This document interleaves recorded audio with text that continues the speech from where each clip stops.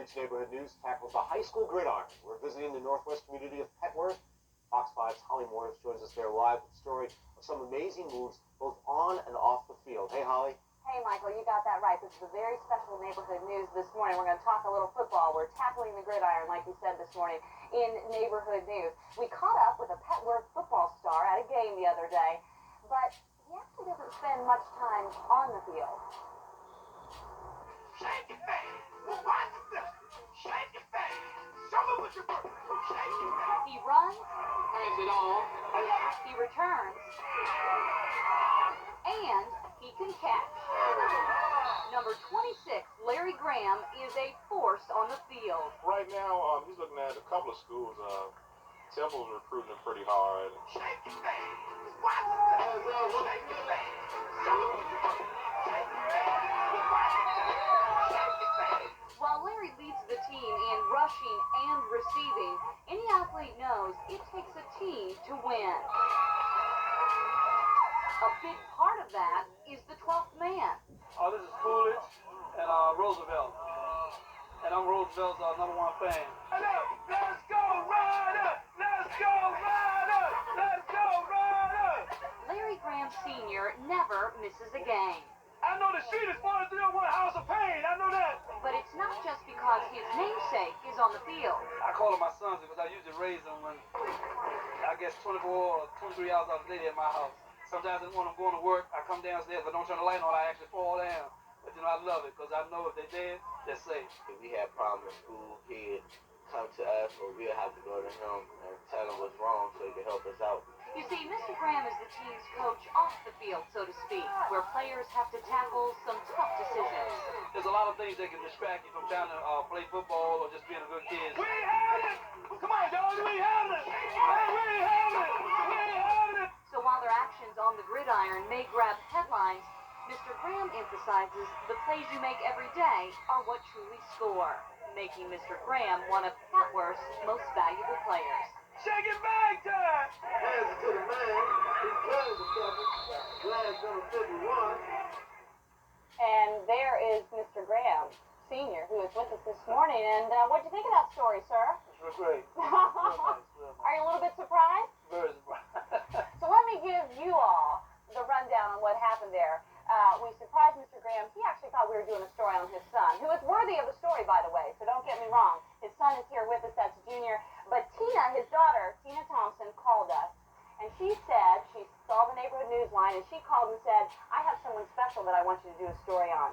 And Tina, why did you, of course he's your dad, and I know you're a little biased, but he's more than that to this neighborhood, and why did you think it was so important to tell his story? Well, my dad, he's so involved with so many young guys that I think that it was time that his story was known first, him getting credit for being involved with so many young men, you know, trying to keep them on the right track, guiding them in the right way, and most of all, trying to get God in their lives. He made it very clear to everyone, you need to have God in your life to be set straight. If you don't have him, you're not going to be on the right track. And it's just so hard to believe that he has a big impact on so many young men that, you know, everyone loves him, everyone, and he's just so involved in their life, you know. Junior, you obviously hang out with a lot of the guys. They're on your team. So what do the guys say about your dad? How does that make you feel?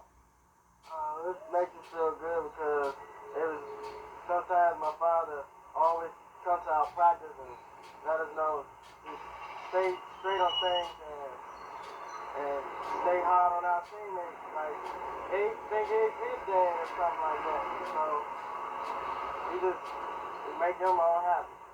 It's hard enough to find the time and energy to raise your own two kids. How do you find the time and energy to help all these other kids? Because when I was growing up, I really didn't have a phone. You know, my father died when I was young, about 9 years old.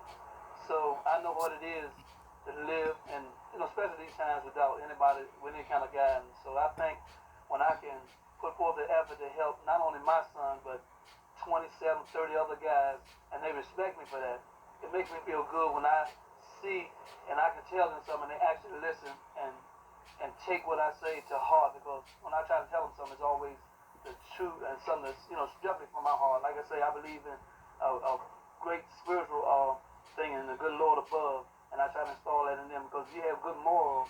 As young men, you grow up into a man, and I think you can carry on to your kids, and that's what I try to install in all these guys. How do you see that you're making a difference in these young people's lives? For a simple reason, when I get around them, they always happy. They always have a smile. They say, until I come to the game or I show up at a practice, it's just not the same. They look for me to be in the stands, or they just look for my face, and when I'm there, then they feel like, there's nothing they can do. If it's a first down, they need 20 yards, they can get that 20 yards. If it's 50, they can get that. It's a big plus to know that not only on a football field, but in life, that they feel that way about you. Must be pretty impressed with your own two kids sitting next to you. Yes, I am. Very proud of them. They're good kids. I really never had any problem. I know people say that a lot of times about their own kids, but these two kids are wonderful. If I had a chance to have 10 more, probably my wife would. Uh-oh, I think his wife over here just fell over. 10 more kids, but behind every good man, there's a good woman. I can say that, and she's here on the side, and Tina's got her kids out here as well. This is a family that as a whole is definitely making a difference in the Petworth neighborhood. Thank you so much, and good luck this Friday, big game. Yes. Dunbar is who you're taking on, right? Yeah. All right, and you heard it here on Neighborhood News. They're going down to Roosevelt, right? All right, you heard it from the #1 fan. We've got more to tell you about Petworth. There's a lot of good things going, as usual, in Neighborhood News. Coming up in the next hour, we're going to introduce you to a group called the Mocha Moms. They're a group that's making a difference, and we're also going to tell you why some young kids are revisiting Petworth Library to take on some new adventures. So stay with us for that. Back to you. Go Roosevelt.